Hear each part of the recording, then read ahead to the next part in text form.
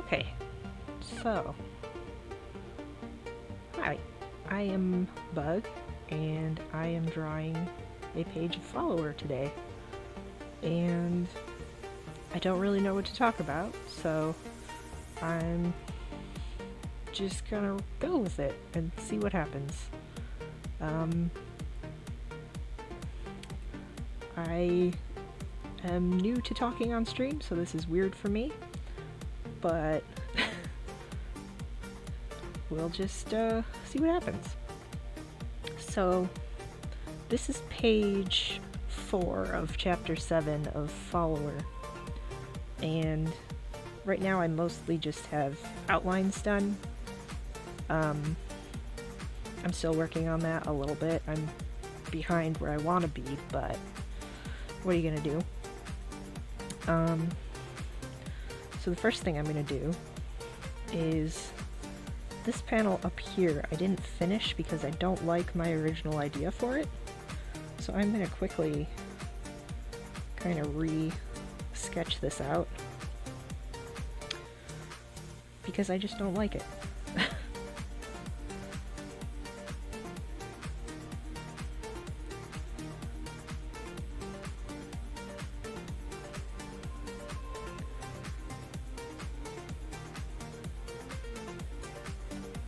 Hide that layer.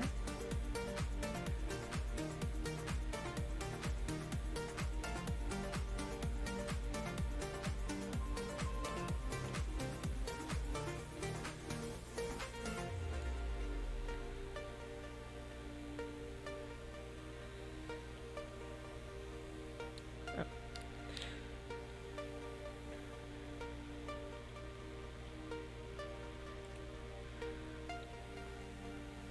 I use a little gamepad. It's Bluetooth. It's a little 8-bit do gamepad. It's tiny. It's basically a Bluetooth keyboard disguised as a tiny gamepad. It would be terrible for playing games, but it is mapped out to all of my tools in Clip Studio so that I can like quickly switch between them without having to like dig through things or use a keyboard for shortcuts. But the problem is that if I don't move fast enough, sometimes it goes to sleep on me.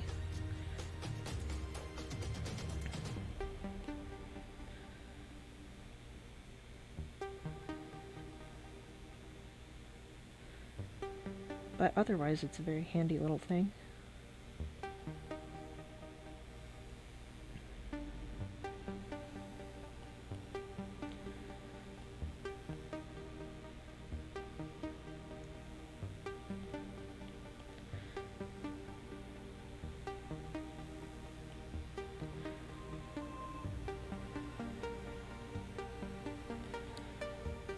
I am working in Clip Studio on an iPad,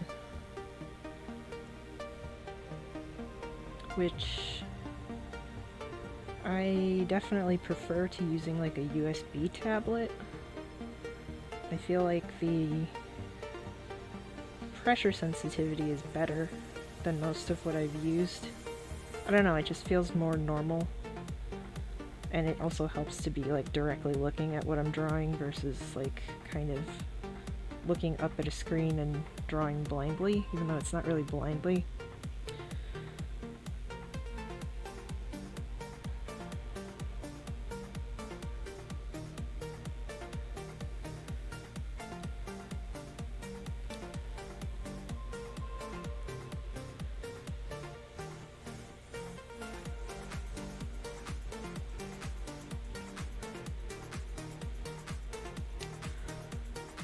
So by watching this, you can see how much I just like cut things up and drag them around, which is kind of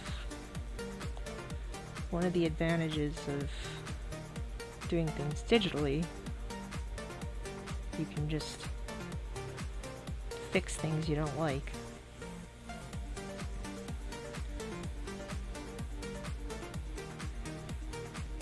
And I do this a lot. I used to feel like it was cheating, and I don't know why I got that in my head, but it's part of the tool, so just use it.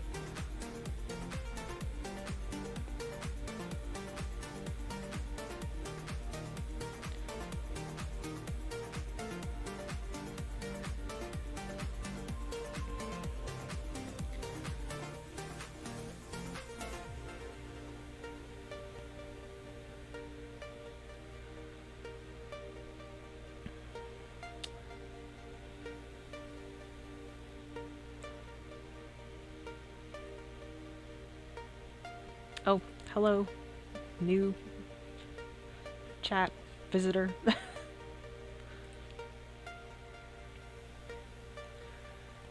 Can't currently see names of who's here, but I'm glad that you're here.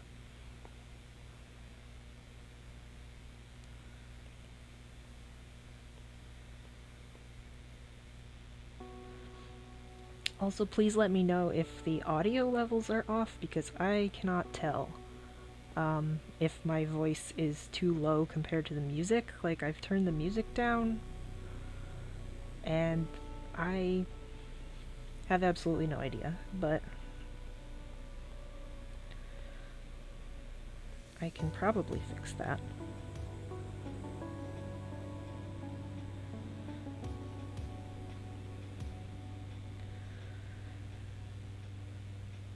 Assuming it's a problem, anyway.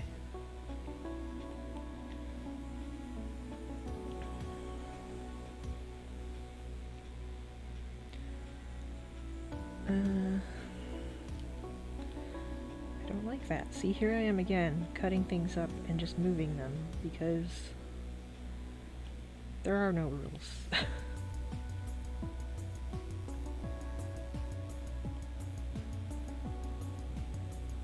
I just want that to be down there because I drew a really weird looking arm.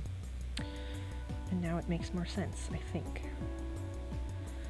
Of course, like, all of this is probably unreadable to most people so far. Like, sometimes I look at the things I've sketched out and I don't know how I know what I'm doing, but it's good enough.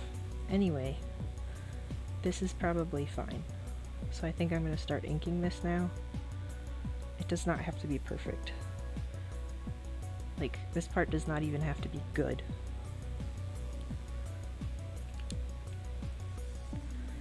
It just has to be the general idea, and I think I've accomplished that, so.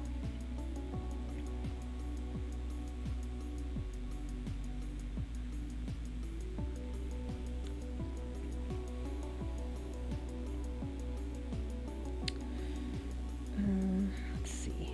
Brush size. Probably not a giant brush. This is another thing I have hotkeyed to my little controller, is the up and down buttons on the D-pad. I can use them to adjust brush sizes just on the fly, which is like one of the most useful things about it.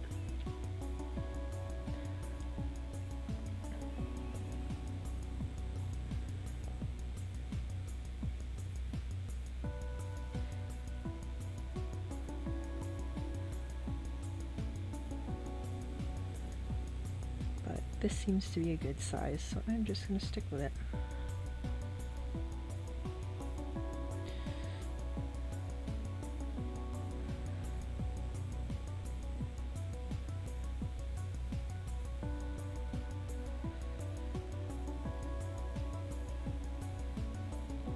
I mean, if you have any kind of questions or anything too, just pop them in chat and I will address.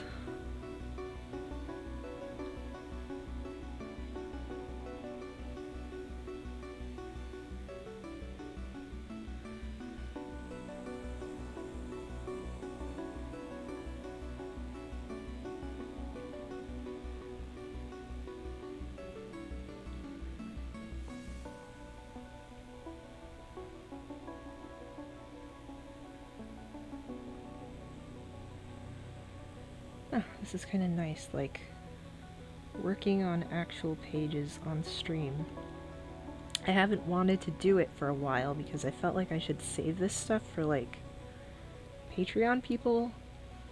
So I did like a quick poll to see if anyone cared, and most people were supportive of the idea of doing it on stream.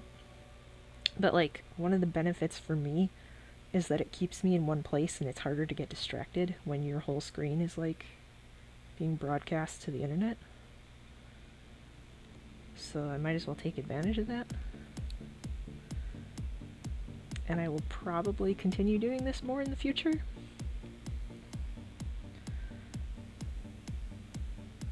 The other thing is, it's like,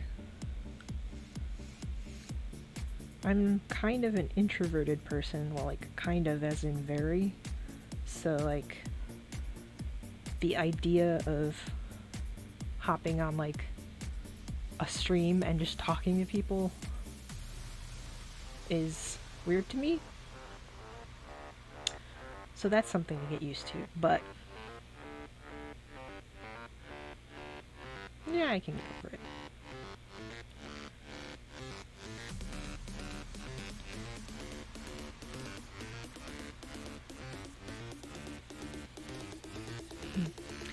The thing I do not like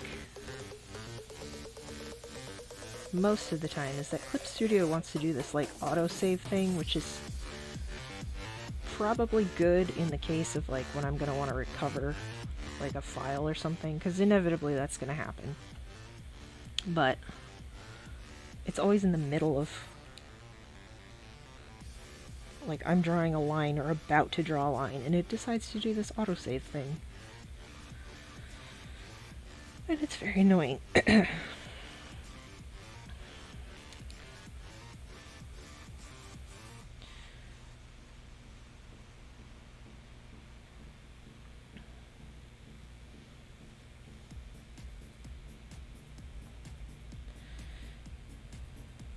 Drawing these little fluffs in their ears. I don't know why, but that's always fun.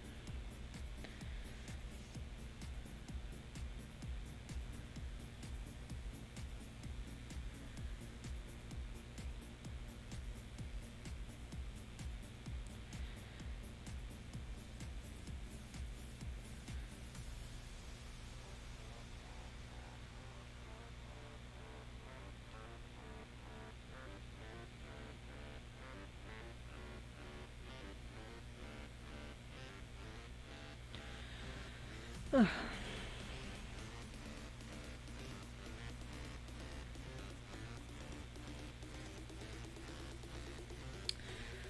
So this Chio's name is Charlie, which Dia gave him his name back in like chapter 5, I think? Yeah, I think it was 5. Basically, this whole batch of Chios that we are meeting right now, we have actually met before. And they all have names. And I decided when I was getting this chapter ready to go that I was going to have to give them a little bit more, like, uniqueness so you could actually tell them apart. So they kind of have some different, like, hairstyle and stuff going on, which way back when we were like originally planning out Follower and I was like designing characters and stuff, my original thought was like they were all just gonna have like super short, like buzzed off hair for some reason. And I don't know why, because it doesn't really make a ton of sense, but it also makes it harder to distinguish between characters. So, in the interest of making it so you know who you're looking at, I have given them hairstyles. And I made myself a whole little reference sheet, which I don't normally do. But I am slowly memorizing each Chio and their unique features. Like, originally Dia was the only one who had kind of a unique little hair puff thing going on. Just because she's Dia. but now her friends have them too. Are they friends? I don't know. We're gonna find out.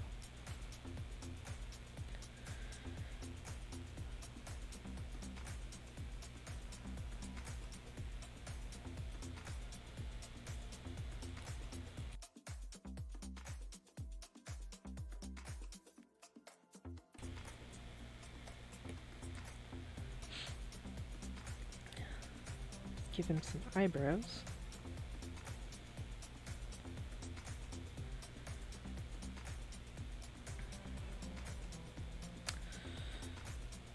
Also, for this session, I am planning to stream for about an hour, just so that I don't overwork my sad little wrist joints, because they tend to get very sore quickly, and I need breaks.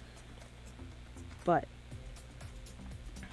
I may come back to do this some more tomorrow. I don't know. I mean, I'm definitely going to be working on this later, like off stream, but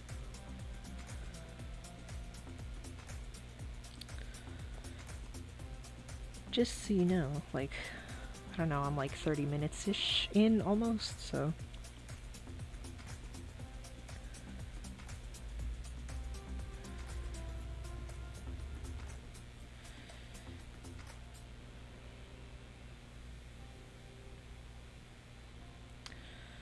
Some days I really like inking, and some days I don't. This day I don't mind it, but sometimes it gets on my nerves.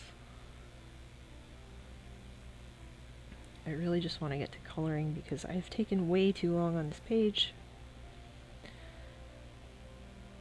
It has just been that kind of week. It's like 2 weeks in a row now. Like, the last page was on time, but just barely. So I really need to, like, get my life back together somehow. Get some pages done in advance. I don't know. See how that goes. It is just a constant experiment.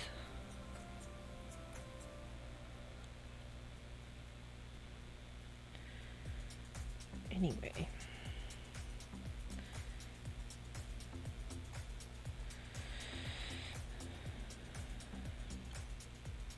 Charlie here is annoyed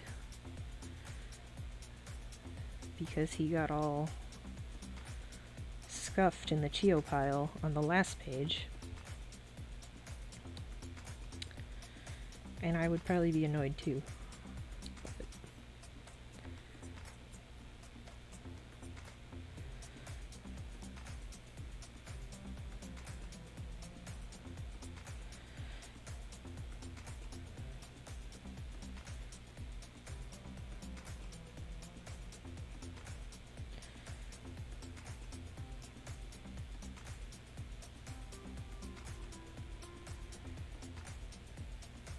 Let's see.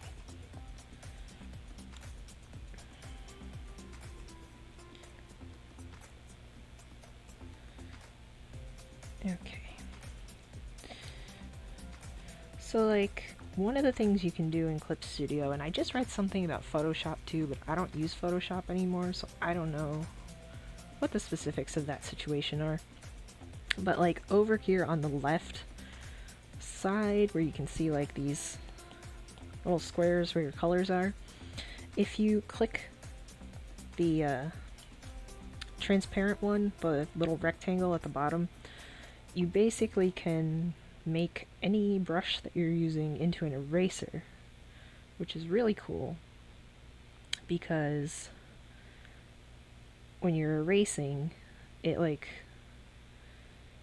makes it kind of have the same line quality as the rest of what you're drawing. So like if you just made it like a blocky eraser and you were doing like very pencil-y looking lines, it would be really obvious where you erased, but if you use that, it kind of keeps everything looking uniform, which is a really nice trick.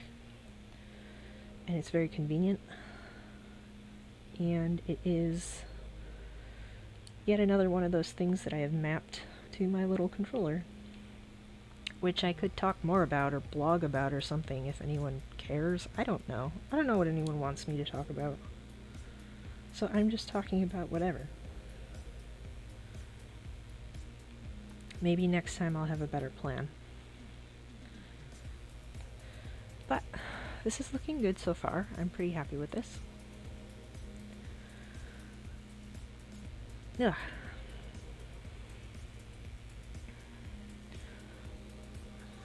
Should take a break and stretch, or at least move my head around. Sitting in one place for so long. This is kind of tricky because, like, the program I'm using to make my little avatar here doesn't like to work well at the distance I'm sitting from my computer. It works okay, like it can pick up head movement. If I were able to sit closer to the camera, it would pick up my mouth moving. But I'm just like a smidge too far away, but like I'm actually drawing on my iPad, which is plugged in and runs through like QuickTime, and the window is grabbed by OBS, and all this trickery is going on to make this happen. So I have to sit like a little bit away. I don't know, maybe at some point I can invest in like a webcam with a cable and like put it where I actually want it to be, somewhere useful. I don't know. I am new to this, but I am having fun, and I hope it's at least somewhat enjoyable to watch. I don't know, we're gonna find out. Anyway, now the next phase of this whole business is adding flat color, which is just like basic everything.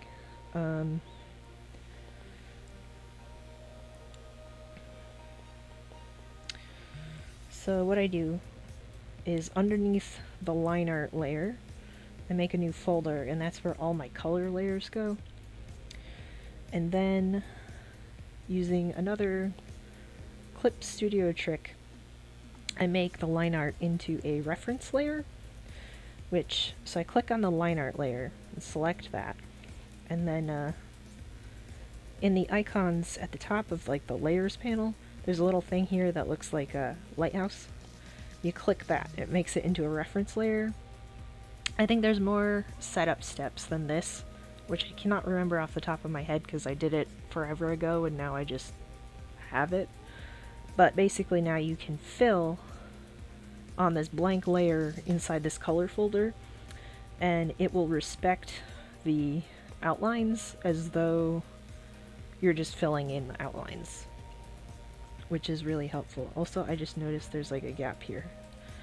Sometimes it is smart enough to like leave the gaps alone and not spill color everywhere, but sometimes it isn't, so I just err on the side of caution and close them most of the time. Okay, that looks better. Now we're gonna add color. So, I have made, as you can see here, a giant palette file of basically all the most basic colors that I need for basically every character, and some of the background stuff and things that I use over and over again, and that's part of how I keep things looking consistent from page to page, because I'm not guessing. It just makes life easier. So I have down here Charlie's colors, and we're going to start filling him in.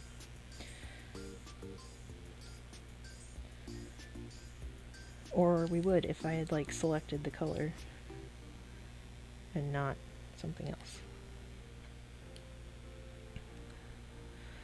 So as you can see, it's just like boom, boom, boom, done. Easy. And it saves a whole lot of time. I have his eyes here.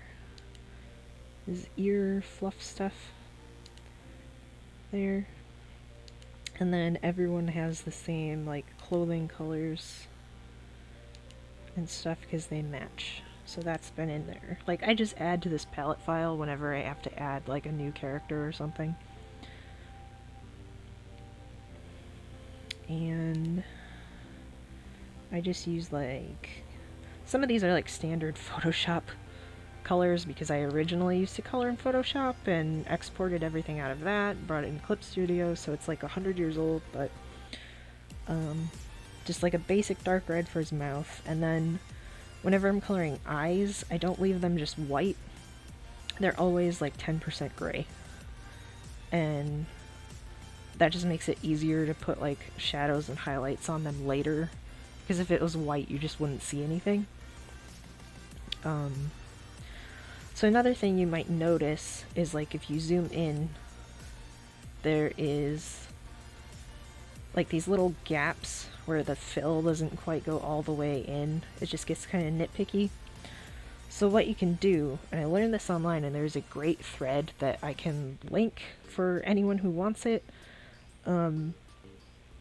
You pick your color layer, and then you go to Filter, Correct Line, and Adjust Line Width. And so you can like thicken the lines that you have, and as you can see, all those little gaps are now filled in. But that brings us to a new problem, because now on the outside the color has spilled over a little bit, but it's easily fixed using the same reference layer thing. You just pick the transparent, like eraser color, get your fill bucket, and you fill the outside area. Sometimes you have to click it a couple times, but then it removes all that extraneous stuff. It looks nice and neat. So I just go around and look for little gaps where stuff gets overflowed. But for the most part, it works decently well. Occasionally, like in here, because it's gonna annoy me, I will get a pen and the transparent color and just erase out these very tiny little overhangs, because it bothers me. And now it looks fine. Yeah, that's good. So here's Charlie. I make a new layer. I put it at the bottom of the color folder for this panel. I go back in my colors, and I have this, well, this isn't ground. I have a sky color I've been using for the desert, and so I just make a new layer, do a selection around it, so it's kind of like just beyond borders of the panel, and then just fill it with sky color. Although, I should turn off the reference layer, because you can see, like, when I did that, it only filled around these outlines, and I just want it to fill the whole thing. But the reason that I make a selection rather than just, like, dump bucketing it is, like, if I were to do that, even though you're only seeing this panel here, it would fill this entire page worth of blue. And, like, that's not necessarily a problem, but it makes the file bigger for no reason. So it just makes more sense to kind of keep it smaller if you can. This is a thing I learned from many years working in, like, graphic design, and you have to make your files, like, look nice, but also not be miserably gigantic if you can help it. There are all kinds of weird tricks like that. Anyway, it's basically just a habit at this point, and it doesn't really matter that much, but I mean, it does matter because when I draw these pages, they're drawn at, like, I think it's 4 times the actual size of the page, because when I get to printing them, everything looks bigger, or everything looks better if you scale it down from being really big to really small. Like, you kind of lose little imperfections that you might have drawn in, and things just look crisper and nicer.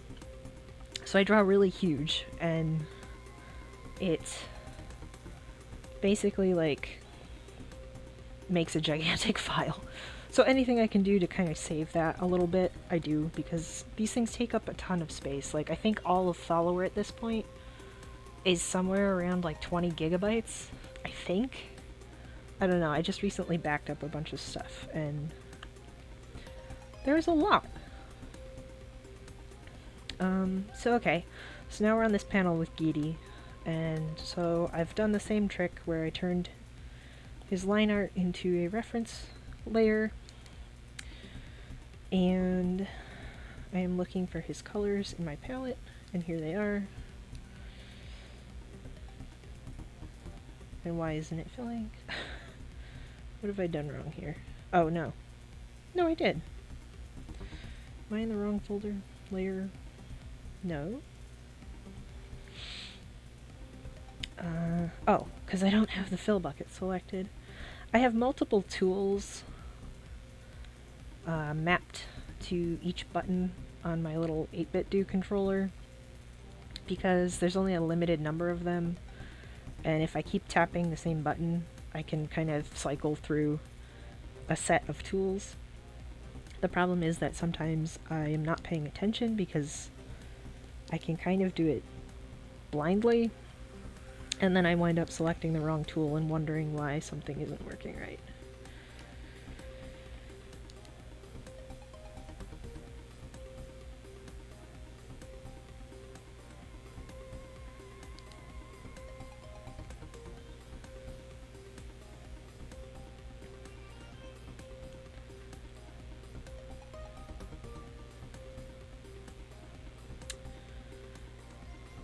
Okay, so that's basically right. Gidi's really easy because, I don't know, I've been drawing him for ages.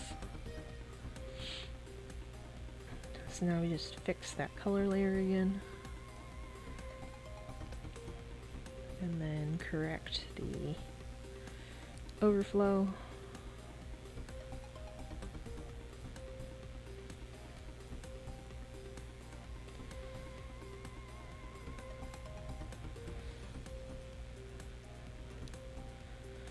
Although there's not that much overflow on him, which is nice, because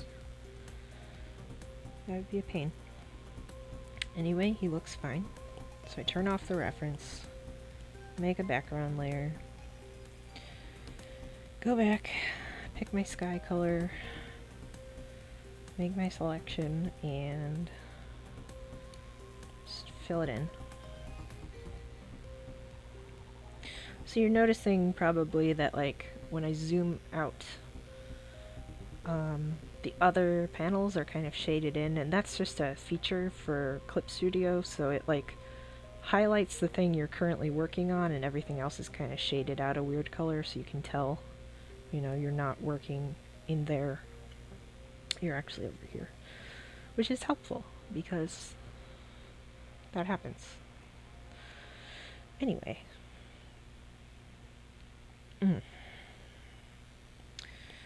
This big middle panel, which I can turn off the sketch layer, new color layer,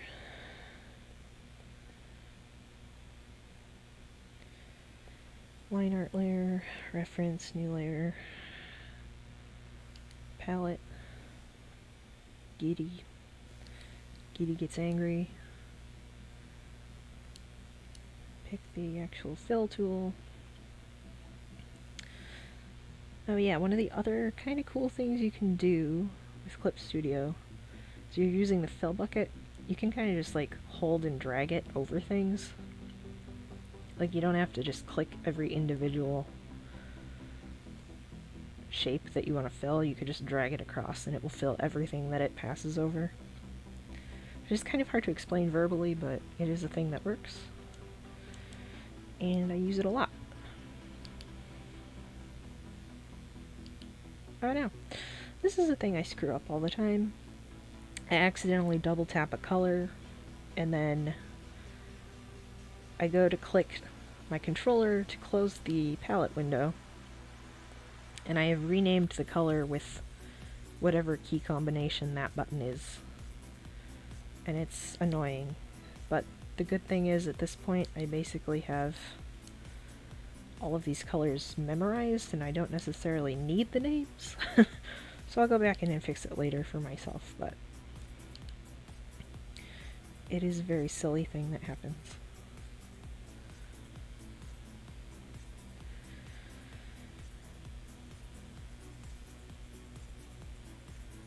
What was I doing? Oh yes, I need dark red for his mouth, and then 10% gray for his eyes, which for some reason it didn't fill all the way around.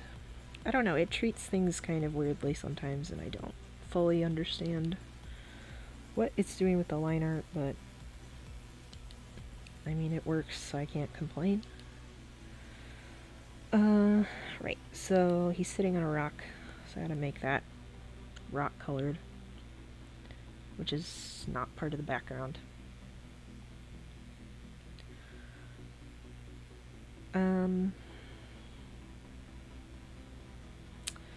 Yes, okay, so that's all filled.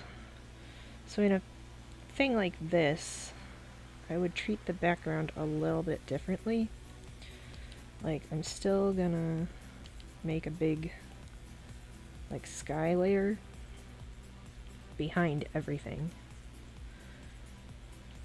But because he is sitting on the ground, I'm gonna make another layer, pick my desert ground color, and just, like, use the lasso tool because I don't want it to just be a perfect straight line, but kind of paint in that there's some scenery in the distance, that there is a ground there, and then fill that in. Or not. Oh, because I have, once again, picked the wrong tool. I should really remap these at some point, but I'm so used to them that I don't know if it would do me any good. I'm just gonna save quick because I'm like halfway through this.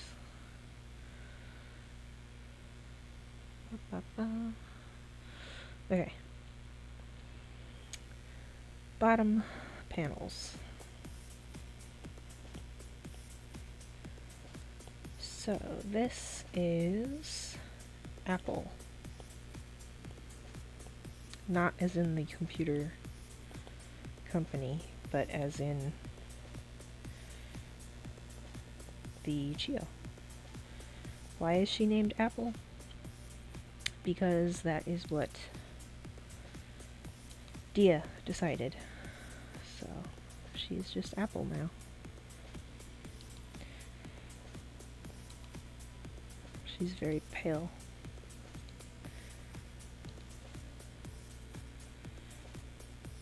This one.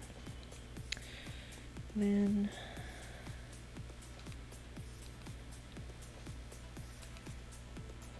so that's Apple. And then we are going to throw in another bit of background. Oh, I left her as a reference, and I don't want that. Oh, and I also did not fill her eyes in, so I still want her to be a reference. I knew I would forget something. That was too quick. No, 10% gray, not 15. There we go. Okay. Last panel. Here is a panel I've been thinking about for a while, making myself laugh, because my whole thought process here was everyone is making shocked Pikachu faces. I don't know if it will come across that way, but in my mind it does, and I like it. So I'm going with it.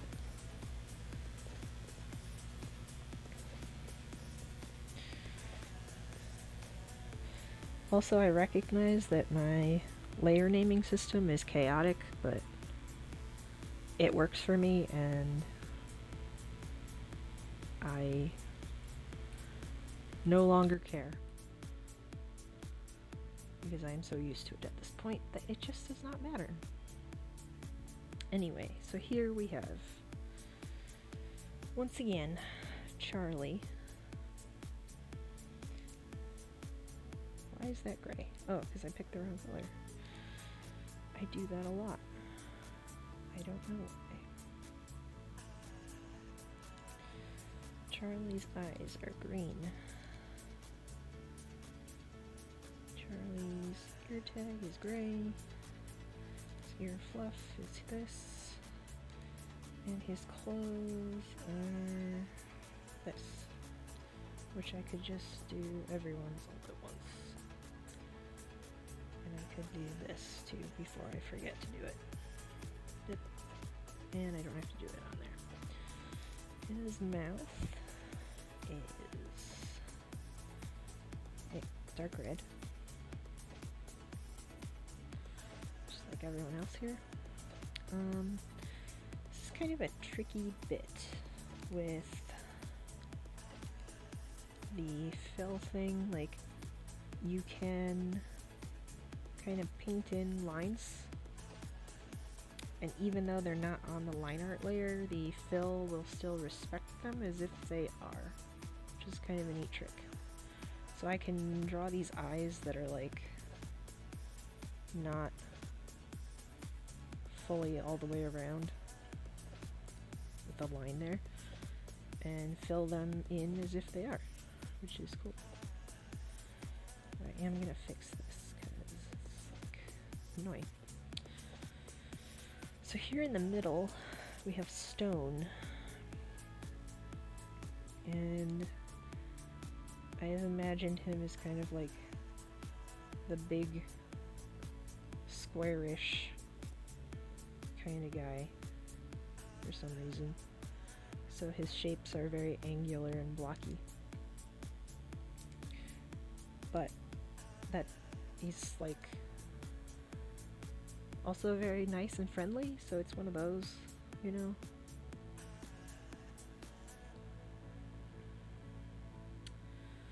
Anyway, just gonna do this same trick again.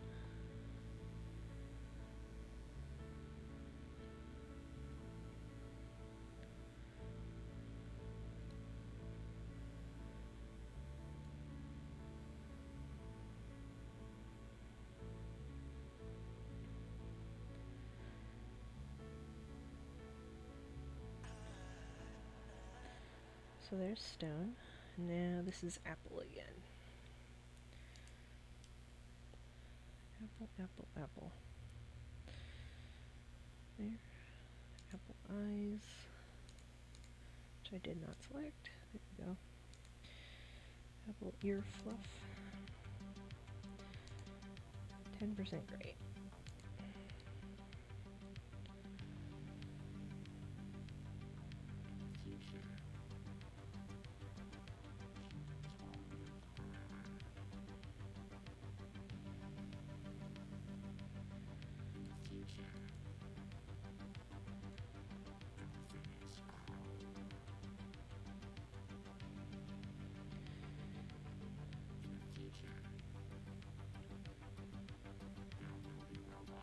So there's these guys.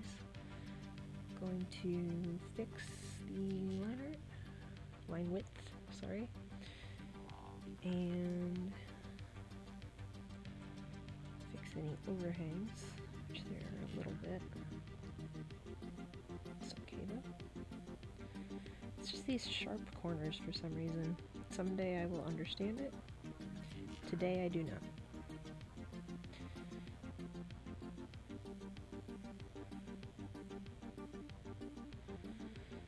But you also have to look for little areas where there might be a gap and things get kind of trapped in there. Here, you might not notice otherwise. That looks alright. Kind of having the same thing here. Just clean that out. Neaten it up.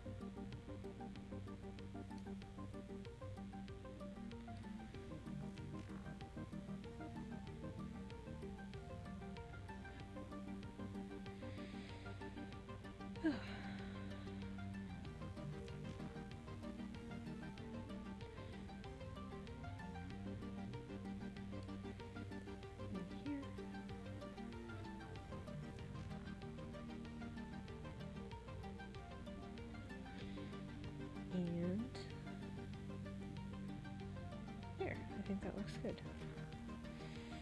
So we're going to throw in another background layer, yet again.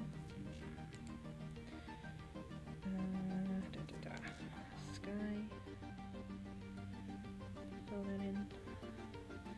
And I think here I'm going to pop in a little bit of ground layer.